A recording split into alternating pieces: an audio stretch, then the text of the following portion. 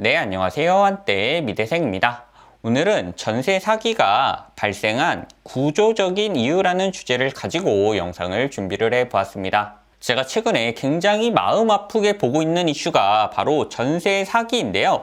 대학가에서만 80명 이상의 피해자가 발생하는 전세 사기가 터졌다. 대부분의 피해자가 사회 초년생, 돈이 많지 않은 사회 초년생들을 타깃으로 했다는 점에서 굉장히 마음 아프게 지켜보고 있는데요. 사실은 전세 사기는 충분히 예측 가능했던 현상이다 라고 말씀을 드릴 수가 있습니다. 2015년 기사를 보시면 깡통 빌라 주의보가 있다라는 타이틀의 기사가 나오고요. 신축 빌라 전세를 특히 주의해라. 집주인이 자금 상태에 따라 2년 뒤 보증금을 돌려받기 어려워질 수도 있다라는 걱정이 무려 2015년에도 나오고 있었습니다. 그런데 우리는 왜 2023년에 전세 사기가 터지도록 방치를 했느냐? 이 이유는 전세 사기가 구조적인 결과 때문에 발생을 했기 때문인데요. 제게 개인적으로 왜 전세 사기가 터졌냐, 전세 사기가 왜 크게 터졌냐라고 물어보신다면 저는 빨리빨리 빌라라는 속성 때문에 그렇다, 또 수익형 부동산의 특성 때문에 그렇다, 마지막으로 다주택자 규제 때문에 이런 전세 사기가 크게 확장이 돼서 사회 문제가 되었다라고 설명을 해드립니다. 오늘은 이 세 가지 내용에 대해서 굉장히 한번 쉽게 설명해 드리는 영상을 준비를 해보았습니다. 먼저 전세 사기가 특히 빌라에서 발생한 구조적인 이유는 빨리빨리 빌라, 천천히 아파트라는 키워드에 숨어져 있습니다. 주거용 부동산을 한번 생각해 보시면 가장 먼저 떠오르는 건 아파트고요. 그 다음이 빌라가 될 텐데요. 이 아파트와 빌라는 건축 기간이 있어서 굉장히 큰 차이를 보이게 됩니다. 아파트의 경우엔 건설 기간이 한 2년 6개월 이상이 소요된다고 일반적으로 알려져 있고요. 빌라 같은 경우에는 건설 기간이 한 6개월 정도 걸린다라고 알려져 있습니다. 한마디로 아파트의 경우에는 계획부터 건축까지, 완공까지 시간이 굉장히 길다라고 설명을 해드릴 수가 있고요. 빌라 같은 경우에는 내가 빌라를 짓겠다라고 계획을 한 다음에 빌라를 완성하기까지 이 텀이 굉장히 짧다라고 설명을 해드릴 수가 있겠죠. 그런데 이게 왜 중요하냐 하면요. 우리가 살다 보면 주거용 부동산을 구입해야 되고 주거용 부동산의 수요는 증가하기도 하고 감소하기도 하겠죠. 그런데 이 아파트라는 건 수요가 증가를 해도 공급이 수요 증가에 맞춰서 급격하게 오르거나 줄어들지 않고 그대로 보합인 상태가 있기 때문에, 왜냐하면 주택 경기가 호황이라서 건설을 하자라고 결정한 다음에 완공되기까지 텀이 굉장히 길기 때문에 단기간에 공급이 어렵고, 이 말은 수요가 증가하면 단기간적으로는 가격 상승으로 이어진다는 말과 동일하다, 이렇게 설명을 해드릴 수가 있습니다. 반면에 빌라는 제가 앞서 말씀드렸듯이 계획부터 건설 완공까지 굉장히 이 텀이 짧기 때문에 수요가 증가하면 공급이 수요보다 더 크게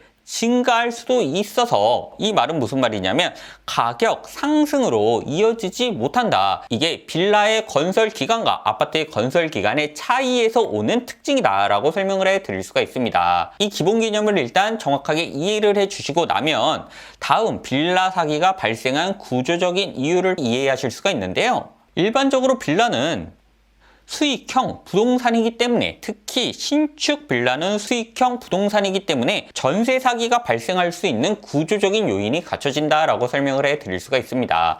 이게 무슨 말이냐면요. 우리가 일반적으로 부동산을 생각할 때는 시세 차익형 부동산과 수익형 부동산으로 나뉜다. 이렇게 두 가지 특징을 정확하게 이해를 해주셔야 됩니다. 시세 차익형 부동산은 가지고 있으면 미래의 가치가 상승할 것을 기대하고 구매하는 부동산이다 라고 설명을 해드릴 수가 있고요. 수익형 부동산은 가지고 있으면서 수익을 창출하겠다라는 목적으로 매입하는 게 수익형 부동산이다. 이렇게 두 가지를 구분해서 설명을 해드릴 수가 있습니다. 예를 들어보자면 시세 차익형 부동산은 중대형 아파트나 재개발 예정 빌라거나 토지 같은 것들이 있고요. 수익형 부동산 같은 경우에는 상가나 오피스텔, 도시형 생활주택 등이 있다라고 설명을 해드릴 수가 있겠죠. 그런데 여기서 한 번쯤 생각을 해보는 겁니다. 신축 빌라는 시세 차익형 부동산에 속할까? 아니면 수익형 부동산에 속할까? 이 질문을 한번 던져보는 거죠. 그런데 일반적으로 신축 빌라는 수익형 부동산에 속한다라고 설명을 하는데요. 그 이유는 간단합니다. 가격이 오를 가능성이 낮고요. 제가 앞서 설명드렸던 공사 기간 차이 때문에 가격이 오를 가능성이 굉장히 낮고, 또 아파트보다 주거 환경이 불편하다. 주차 문제 같은 것들이 아파트보다 더 불리하기 때문에 신축 빌라는 가격이 오를 가능성이 낮고, 따라서 수익형 부동산에 속한다라고 말을 하게 되는 것이죠. 마지막으로 추후 재개발이 불가능하기 때문에 오래된 빌라 같은 경우에는 재개발을 통해서 신축 아파트나 아니면 다른 오피스 용도로 활용하면서 가치라는 게 상승할 가능성이 있지만, 신축 빌라 같은 경우는 이미 완공된 저품질의 주거용 부동산이기 때문에 따라서 일반적으로는 수익형 부동산으로 구분을 한다라고 설명을 해드릴 수가 있겠죠. 이 개념까지 이해하시게 되면 부동산 거주 방식을 한 번쯤 살펴보셔야 되는데요. 부동산 거주 방식은 전세가 있고 월세가 있습니다. 이 중 전세는 큰 금액을 집주인에게 맡긴 다음에 부동산을 사용하는 것이고요. 월세는 매달 일정 금액을 집주인에게 지불하는 방식이겠죠. 그러면 이 중에서 전세는 어떤 부동산에 더 적합할까요? 라고 질문을 해보면 당연히 시세차익형 부동산에 좀 더 적합한 제도다 라고 설명을 해드릴 수가 있고요.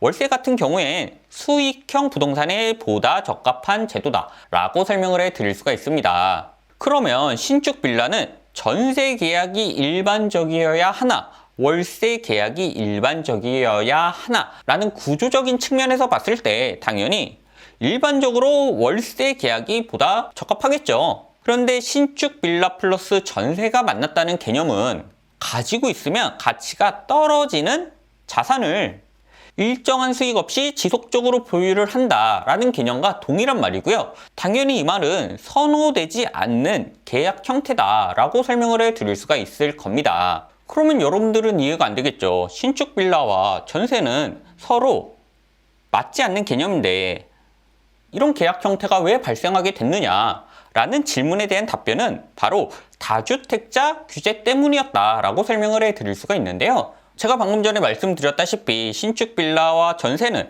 선호되지 않는 계약 형태다. 따라서 사고 싶은 사람이 없는 매물이다 라는 말로 정리를 해볼 수가 있습니다. 원래 신축 빌라는 월세 수익을 노린 다주택자가 사야 하는 매물이다 라고 정리를 할 수가 있는데요. 다주택자 규제가 들어가면서 월세 수익을 노리고 다주택자가 신축 빌라를 매매할 요인이, 매수할 요인이 떨어지게 됩니다.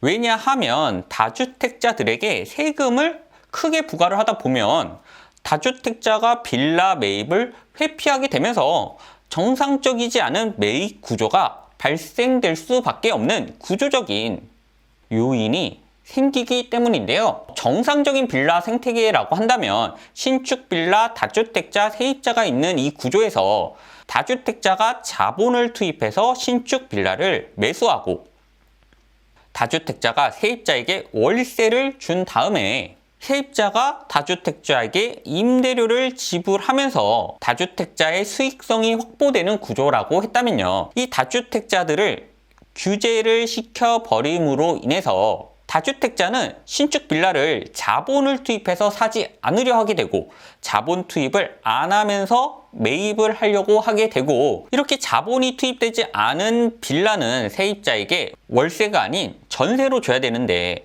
세입자가 목돈이 없다면 바로 국가가 전세자금 대출이라는 걸 굉장히 많이 해줘서 저리로 한도를 높게 세입자에게 전세자금 대출을 굉장히 많이 해줘서 이 월세를 전세로 변환을 시키게 되고, 그러면 임대료 지불을 안 하게 되면서 다주택자가 수익 모델을 찾을 수 없는 구조적인 형태가 들어서게 됩니다.